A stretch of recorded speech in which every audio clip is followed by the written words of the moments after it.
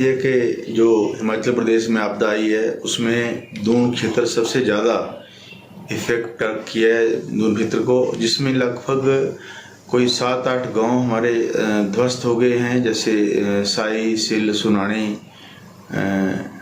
पट्टाबाड़ियाँ पंचायत में है। लगभग 12 पंचायत में हमारे लोगों के घर गिरे हैं।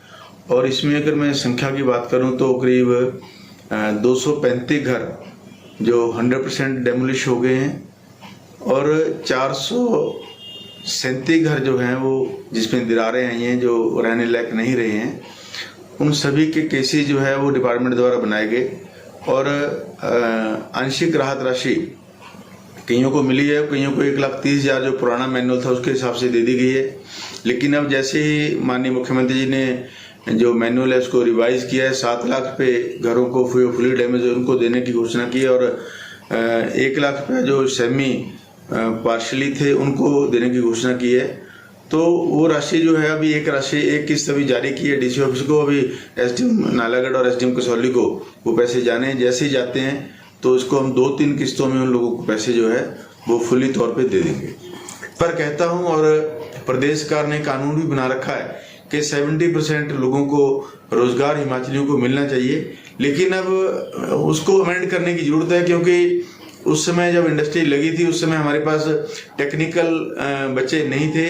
आज हमारे पास जो है बीएड हैं, बीटेक हैं, हमारे पास आईटीआई होल्डर बच्चे, हमारे पास एमबीए के बच्चे हैं, इंडस्ट्री के ट्रेंड जो है बच्चे हमारे पास हैं। लेकिन इंडस्ट्री की तरफ से थोड़ा सा यहाँ रुख ठीक नहीं है, उसको ठीक करने की जरूरत है।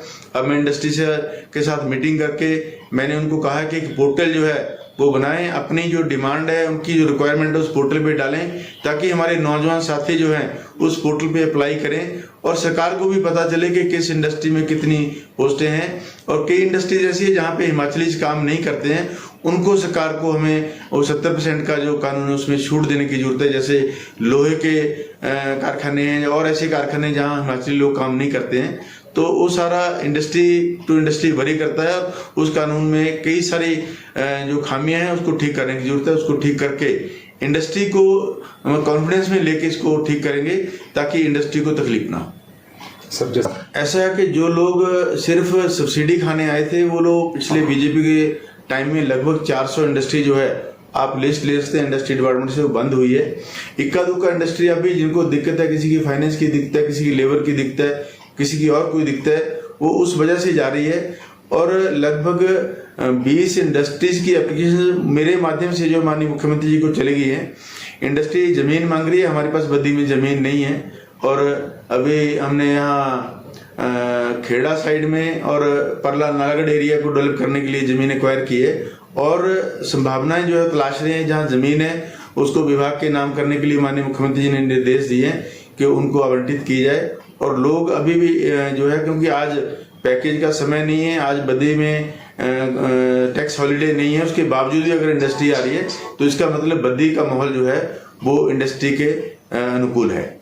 रोजगार की बात करें सर, बेरोजगार युवाओं को पूरे प्रदेश की एक कॉजवे का निर्माण हो चुका है, लेकिन जो हैवी व्हीकल्स है उनके लिए अभी कॉजवे चालू नहीं किया गया है। मुझे लगता है कि 15-20 दिन में जो हैवी व्हीकल्स के लिए कॉजवे बाल नदी में बनना था वो भी तैयार हो चुका है और उसमें फिलहाल उनकी जो गाड़ियां हैं मिक्सचर वाली वो चल रही हैं और 10-15 दिन में इंडस्ट्री की गाड़ियां उसमें चलनी शुरू हो जाएंगी। इंडस्ट्री अपनी जगह ठीक है, उनका रोज का लॉस होता है और बद्दी से लगभग सरकार को, भारत सरकार और प्रदेश सरकार को 100 करोड़ रुपए का रेवेन्यू डेली जो है वो आता है। बहुत बड़ी अमाउंट है, जिसमें से अगर 100 करोड़ आता है तो 50 करोड़ भारत सरकार को और 50 करोड़ जो है वो बीवीएन को आता है। तो मैंने तो माननीय मुख्यमंत्री से निवेदन किया था कि लगभग हमें, अगर आप 1 महीने का जो जीएसटी है वही आप हमें पूरा दे देंगे तो बीवीएन की काया पलट हो जाएगी। और बद्दी को सुंदर बनाने के लिए हम लोग प्रयासरत हैं। अभी मैंने परसों ही पिछले 5 वर्ष में जो हमारा रेजिडेंशियल एरिया है हाउसिंग का, उसमें कोई काम नहीं हुआ, रोड्स की दशा बहुत खराब थी। कंप्लीट रोड्स के हमने टेंडर लगा दिए हैं नगर परिषद से और टाइल वर्क के, जिसमें लगभग 2 करोड़ रुपए खर्च किए जा रहे हैं और लगभग 15-20 दिन में जो है टायरिंग पूरी हो जाएगी। और बद्दी सीवरेज व्यवस्था की मैंने शुरुआत की थी 2017 में और पिछले 5 वर्ष में उसका नामो निशान मिटा दिया। बीजेपी के लोगों ने उनको पट दिया, खराब कर दिया और अब नई सीवरेज लाइन के लिए 36 करोड़ पे मैंने और जो है वो राशि स्वीकृत करवाई है, जो जिसका शीघ्र टेंडर होगा और बद्दी को तरीके से जो है अब सीवरेज लाइन अपनी देख रेख में डलवाऊंगा ताकि लोगों को दिक्कत ना आए। हमसे जुड़े रहने के लिए हमारे YouTube चैनल को सब्सक्राइब करें और नई वीडियो की नोटिफिकेशन के लिए बेल आइकॉन को दबाएं। अगर आप ये वीडियो Facebook पर देख रहे हैं तो लाइक जरूर करें और ज्यादा से ज्यादा शेयर करें। इसी तरह के और भी अपडेट्स के लिए फॉलो करें हमारा Instagram पेज himachal.kesri।